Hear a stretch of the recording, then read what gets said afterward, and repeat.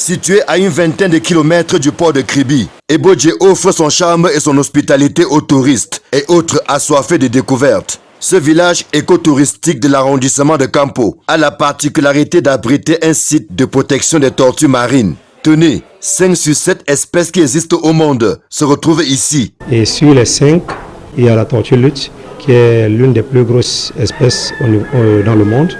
Ça va à 1 tonne. Et la tortue olivâtre. Donc c'est les deux qui abondent beaucoup plus en période de ponte. Les années précédentes, il y en avait assez.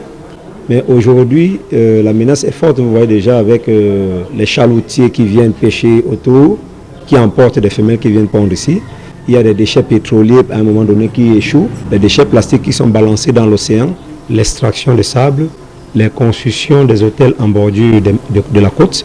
Donc voilà autant de menaces qui font en sorte que les tortues, d'un moment à l'autre, peuvent disparaître totalement. La zone d'exploitation de fer, objet de la convention signée récemment entre le gouvernement et l'entreprise chinoise Sinostel, est située à une quinzaine de kilomètres d'Ebodje, ce qui fait craindre le pire aux populations. On est particulièrement intéressé par la protection des tortues, dans le sens où la biodiversité, c'est quelque chose de primordial. Et quand on est dans un espace aussi magnifique qu'ici, comme disaient certains, c'est le paradis ici, mais il faut le conserver, il faut faire attention à ce qui reste.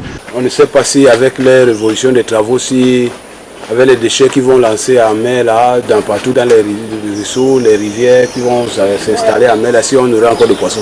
Vraiment, ça nous dérange, je ne sais pas comment faire. Dans une pétition signée le 13 mai dernier, les populations apeurées lancent un cri d'alarme par l'entremise de leur chef. Moi, mon souhait, c'est de faire voir aux yeux du monde ce que c'est ce petit village qu'on garde à l'état naturel pour que les autres aussi viennent découvrir. Parce que nous aussi, on voyage, on va voir les villages des autres. Le berceau de l'humanité commence par nos villages, vous comprenez? Donc maintenant, chacun de son passage, quelque part, quand on parle de son village, il se retrouve, il devient heureux. Moi, je me retrouve parce que je suis fils d'Ebodje, né à Ebodje, grandi à Ebodje. Je suis chef à Ebodje. L'avenir est d'autant plus incertain que le village Ebodje et ses environs sont déjà pris au piège d'autres menaces provenant de l'exploitation forestière illégale et de la spoliation de leurs terres du fait de l'implantation d'une agro-industrie spécialisée dans la production de l'huile de palme, avec les activités que va déployer l'entreprise chinoise, parmi lesquelles la construction de 2 usines et d'une centrale électrique à gaz. L'on n'est pas loin, selon les populations, d'une catastrophe environnementale. Parce qu'ils vont polluer déjà ces eaux-là. Et ce sont ces mêmes eaux qui vont nous ravitailler ici. Et non seulement nous, la vie humaine, il y a autre chose, ce sont ces mêmes rivières que les poissons doivent vivre. Et nous sommes des pêcheurs.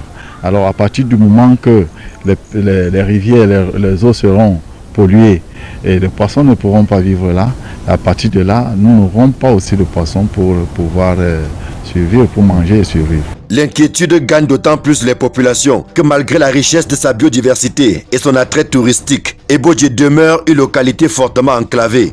Aujourd'hui, il y a 17 km qui restent entre le goudron et le village Ebodje que vous êtes. Il y en avait 50 auparavant. Le port a avalé 33. Il reste 17 km. Les 17 km sont un grand parcours du combattant. Celui qui partira de Kribi pour aider arrivera avant celui qui est à 17 km. Vous-même, vous l'avez constaté en haut avec des grandes mares d'eau.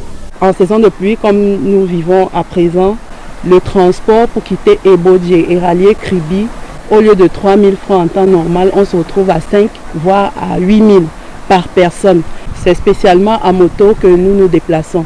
Et il faudrait comme ça 2 personnes, 2 passagers sur une moto. Avec cet état de route, ce n'est pas vraiment praticable. Je vous assure, après chaque tour que nous faisons, nous sommes obligés de partir au garage pour qu'on puisse vérifier l'état de la moto. Lorsqu'on entre dans le garage, c'est au moins à partir de 10 000 francs qu'il faut dépenser au garage. Donc vous comprenez que c'est normal que nous puissions taxer aussi cher pour pouvoir transporter le client. Dans la pétition adressée au gouvernement, le chef du village Ebodje ne demande pas moins que la révision pure et simple des termes de la convention minière signée avec Sinostel. Ce cri d'alarme qui s'ajoute à d'autres, lancés depuis plusieurs semaines par des Camerounais de tous bords, sera-t-il entendu par le président de la République? Bien malin qui pourrait répondre à cette question. En attendant, le village Ebodje souffre le chaud et le froid.